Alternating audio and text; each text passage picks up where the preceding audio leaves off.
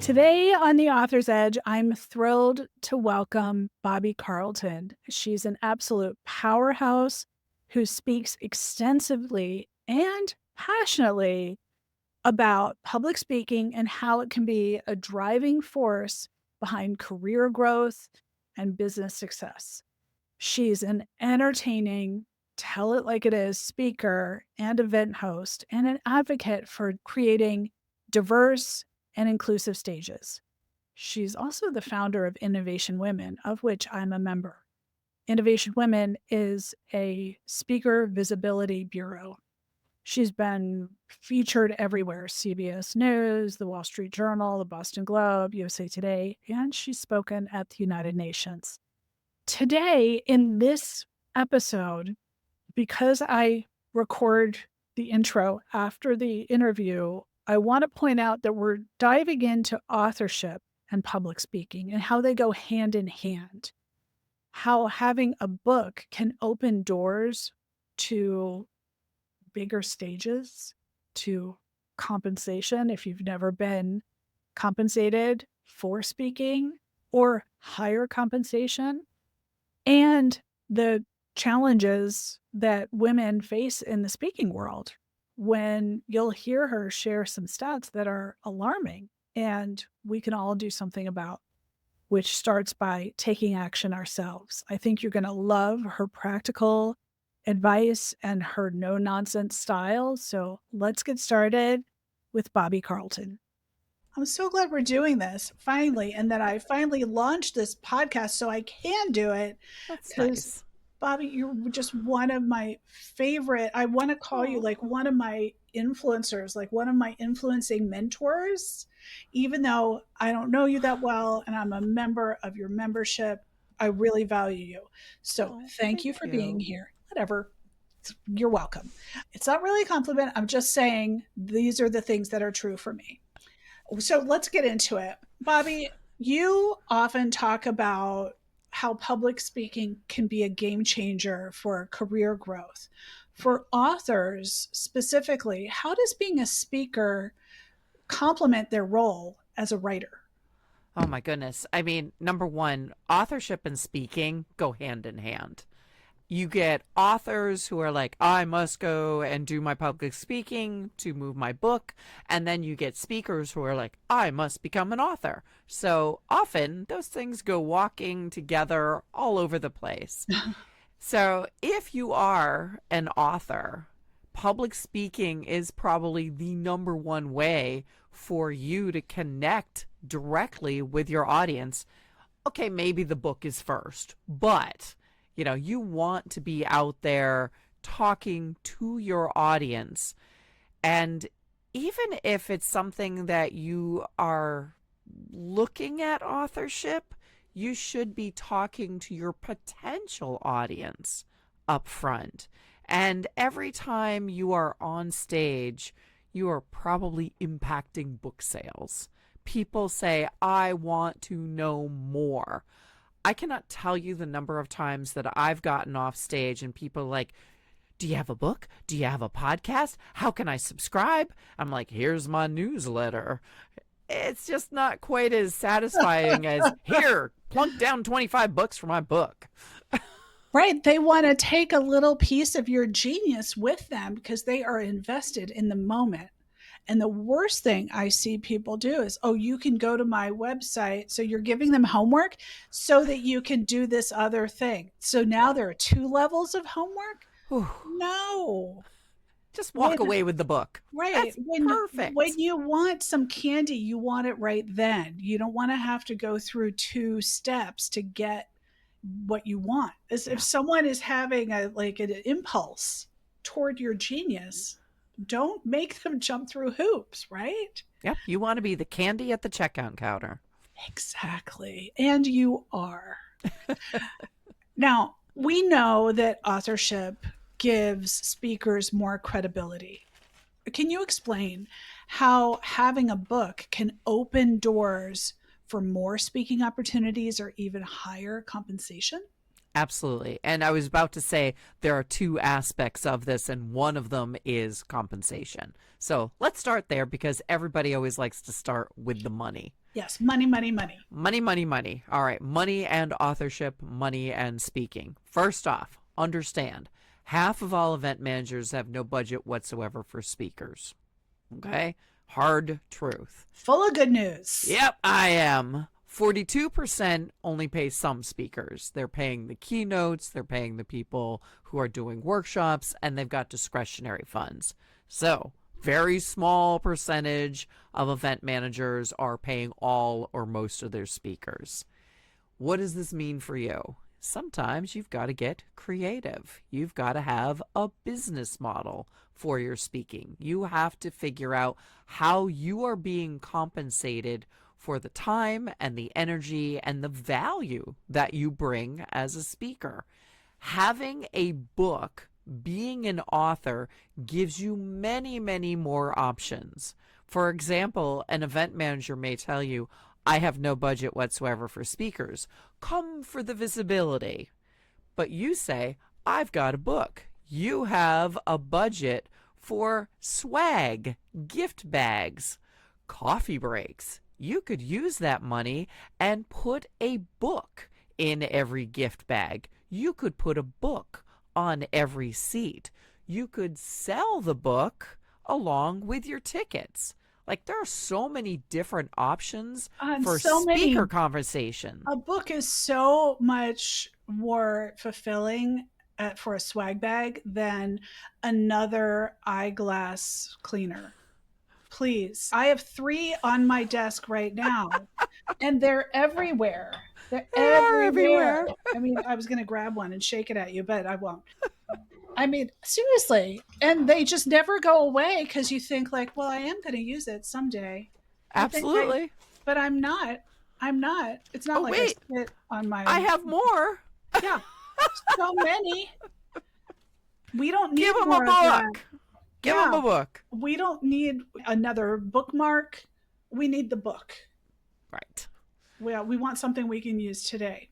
So that was the first aspect, which was Yes. the compensation. Then there's the credibility. And frankly, there is very little that can surpass the credibility of, I wrote the book. Like, we all want the person who wrote the book. We don't need the people who read the book, who are thefting from the book. We want the actual author on our stage. So, credibility, when you are an author, you just get it in shovelfuls. Absolutely. And P.S., you know you're already credible. You're listening to this podcast and you're thinking, well, I'm the biggest poo in my industry. I've mentored everyone and they all have a best-selling book.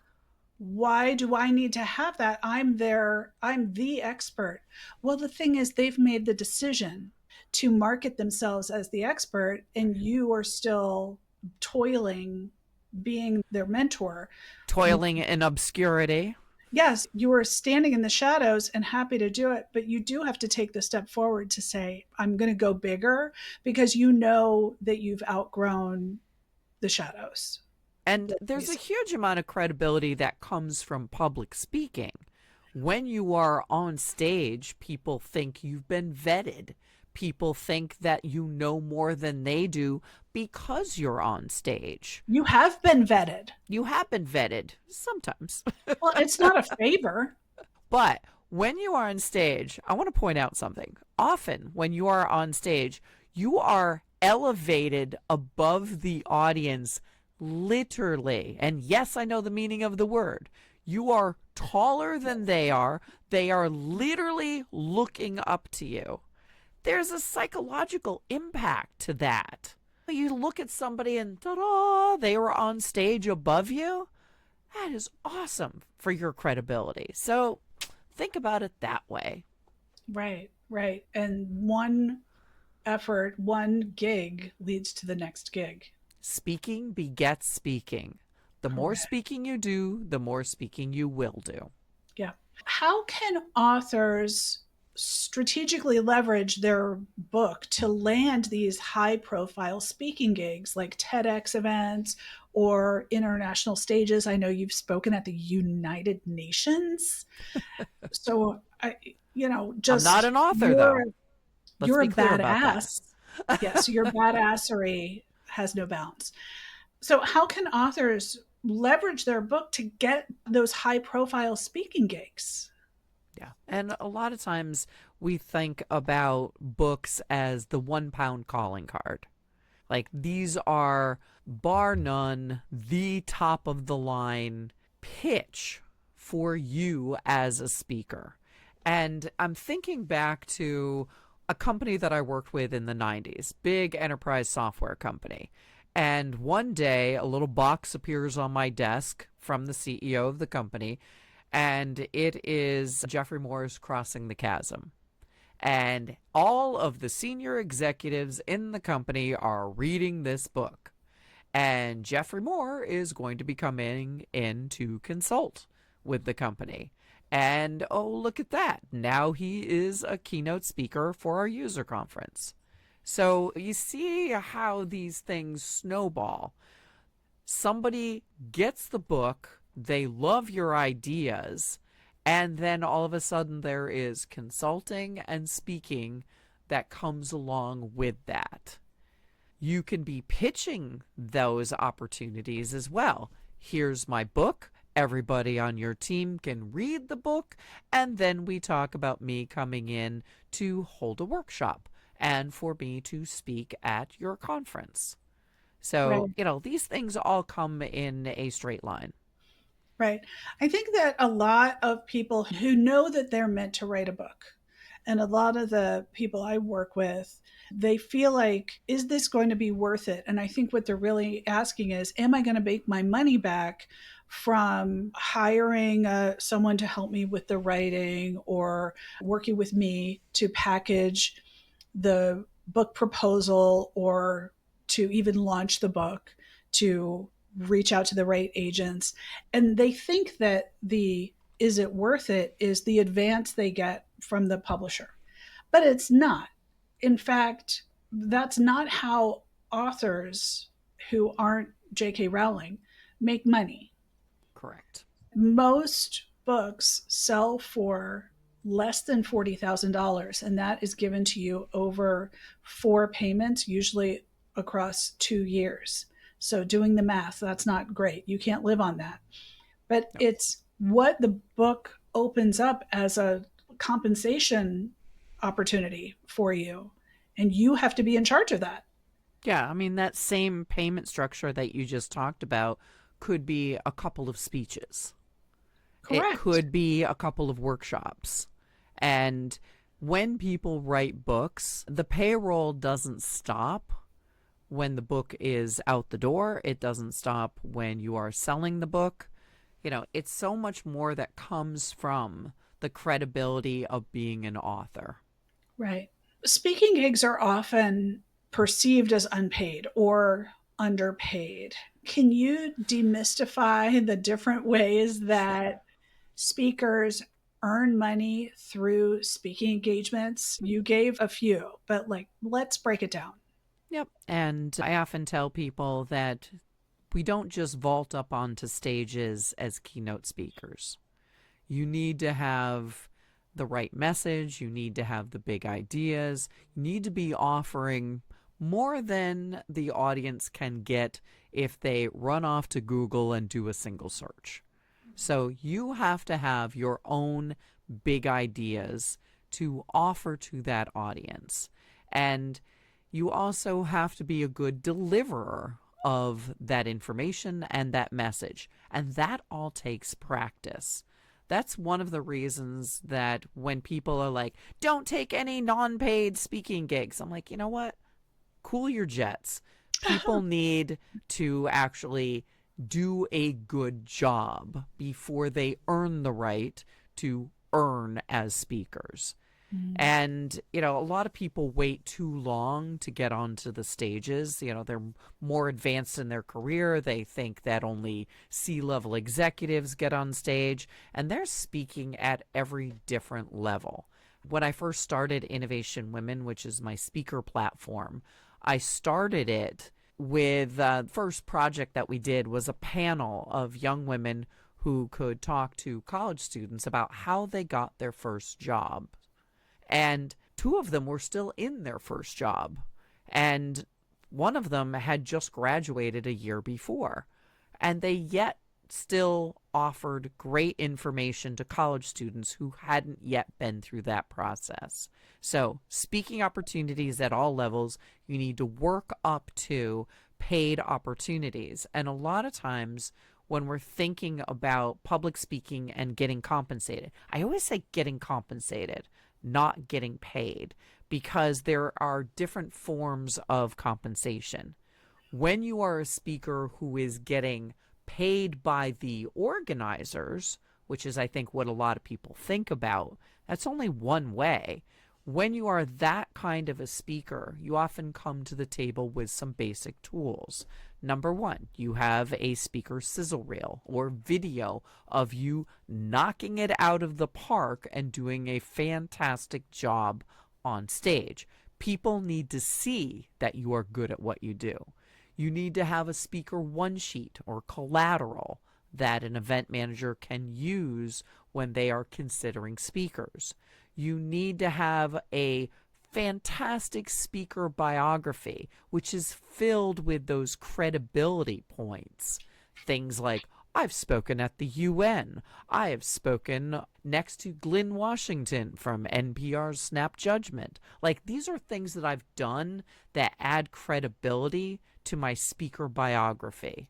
You need to have those credibility points. And oh, by the way, I was not paid to speak at the UN.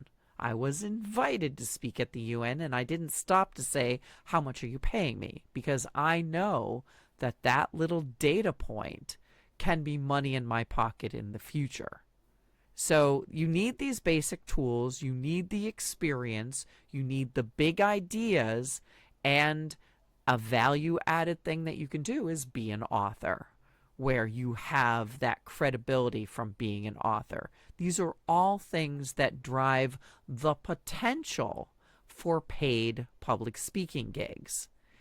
When you are doing visibility driving speaking gigs, you need to be able to capture leads. You need to be able to stand up on stage and say, I am doing this here. Wouldn't you like me to do this at your company, at your event where you potentially have a budget to pay for speakers? So there's a lot of sales process that goes into paid speaking gigs. I think a lot of people think, like, I am brilliant, I am a genius, I have this long resume of experience, I should be paid. Well, no, you should be putting into place all the tools you need for getting paid and the experience that you are offering to the audience. You have to deliver value. Okay.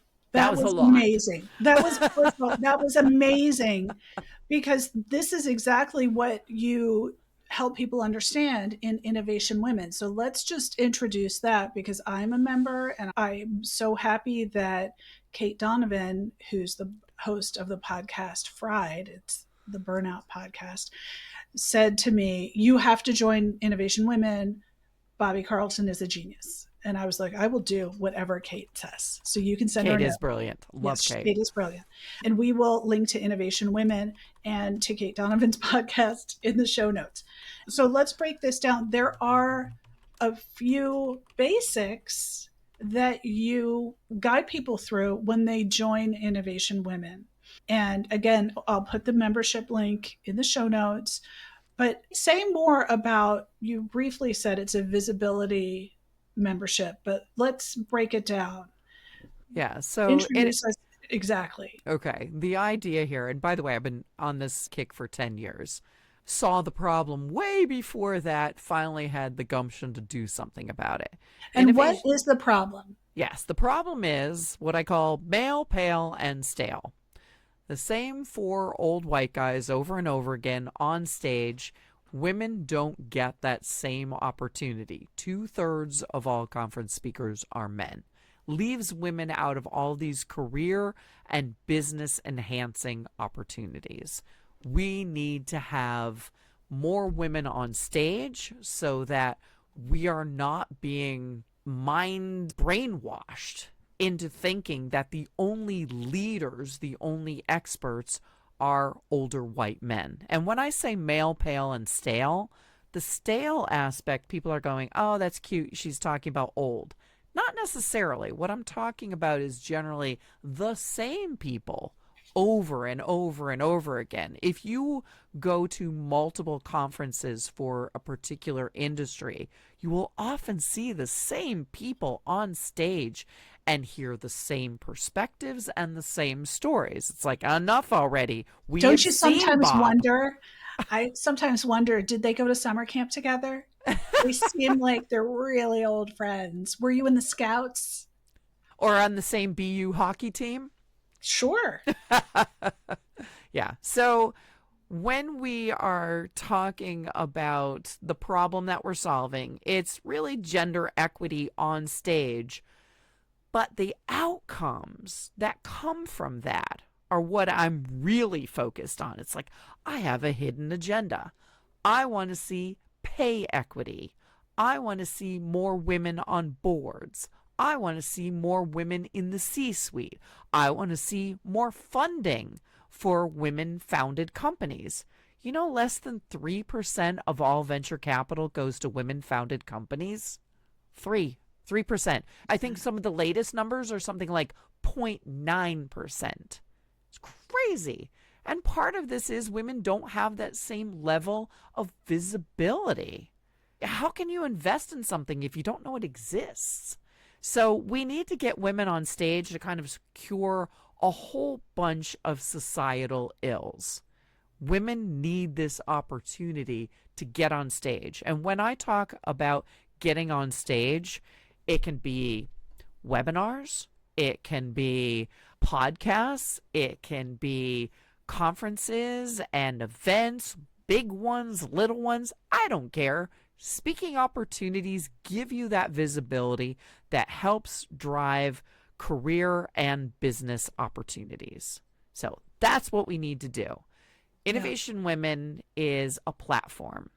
Event managers can come in and use the platform to connect directly to awesome speakers and subject matter experts who just happen to be women. We allow the women to create a profile of themselves. We help them, we guide them through that process. We have a huge amount of educational material in what we call the green room. And in speaker vernacular, the green room is a place where speakers go to prepare to be on stage. Innovation Women has a massive database of constantly updated opportunities or calls for speakers. A call for speakers is when an event manager is standing there going, hey, come at me, speakers. I want to know what you want to talk about. Like, these are opportunities for you. They are asking for you. They are beseeching you. Come to me with your speaking ideas. And then we have the whole community. We have a Zoom call on Friday, sometimes two, called Speaker Friend Friday. And we also have our whole online community. So the Innovation Women Online Network. And these are all places where people can ask questions, can answer questions, can connect with other speakers. The most successful speakers have speaker friends, people who are going through the process. Maybe you're a little ahead of somebody in one area and they're a little ahead of you in another. This is peer-oriented help, aiding and abetting each other as we seek to get women more visibility. I love it. The more successful speakers have speaker friends. Yeah, they Mic do. drop moment, people. That was amazing. You've worked with so many women who've transformed their careers through public speaking. Bobbie, can you share a success story of an author who used their book to break into speaking or grow their visibility? You know, it's interesting. I think a lot of the speakers that, and I don't have permission to name names right now, so I'm going to give you some not named names. We have one speaker who came to us. She had a book And she was out looking for opportunities to talk about the subject matter for her book. And I think she was excellent in terms of understanding that the book gave her so much flexibility when it came to pricing, when it came to compensation. One part of this that I love is she actually did a book with her son. And when they went to conferences and events, she's very proud of the fact that sometimes her son's book outsold her book. And that's because when she's at a conference, she said, I recognize that people might be going home and want to bring something home for the kids. And so she would sell books when she was at these conferences and events. But soon she was negotiating larger and larger deals, doing trainings. And she and another speaker in Innovation Women connected. They connected in one of our breakout rooms and they started doing speaking engagements together. They had a little confab here in the Boston area and invited me out to dinner with them because they had connected through Innovation Women and it had basically blossomed into a whole business for the two of them. So Wow. super excited to see those connections being made. Speaking of Kate Donovan, she is one of the many speakers we have on the burnout topic, probably one of the better known ones. And there was a whole group that created a panel of burnout experts. And they pitched a burnout panel at some industry conferences and events. We also had them in to do a webinar. And it was fascinating to me to see people that ostensibly are talking about the same topic, all of the different points of view and the different specialties. This one's looking at how to protect your team from burnout. This one's looking at how you protect yourself. They had so many different aspects of burnout and how you could help yourself or get help for the people around you. It was a great conversation, great webinar. I think that that's so interesting and such a good example too, because they didn't see each other as competitors. Yes. We're all collaborating. The tide is coming in and we're all getting boosted. So Yep. we can always look to somebody who maybe with the word competitor is really your peer. Absolutely. And I feel that a lot of times public speaking as a business, as an industry, ends up being unnecessarily competitive, where people are very secretive. A lot of people who do public speaking, they're not going to share their strategies, their processes. I don't know why, but I don't know. Maybe in the back of their mind, they're like, I am a public speaker. I could potentially sell this knowledge. And these are people who are very good at monetizing things. So maybe that's their plan in the back of their mind. After I'm done with the speaking gigs, I sell my speaking knowledge. But Innovation Women, we're looking at this a little bit differently. We rise faster together. We go farther together. So the more we can help each other and learn from each other, the better off we are. Totally. Absolutely. Now we're going to pivot. Let me ask, what's a book you can't wait to read right now? What's on your What's on my list? I mean, list? because Innovation Women has a special profile, we call it the content creators profile for both authors and podcasters. A lot of our members send me their books. So I have a huge pile in my office to read and also on my bedside table. And there's a lot of books running around this place. Right now, I'm actually coming back to a book that I picked up at South by Southwest a few years ago from Amy Webb. She's a futurist. And right now, with the rise of AI, I wanted to kind of dive back into Amy's book and look at what she's saying about AI.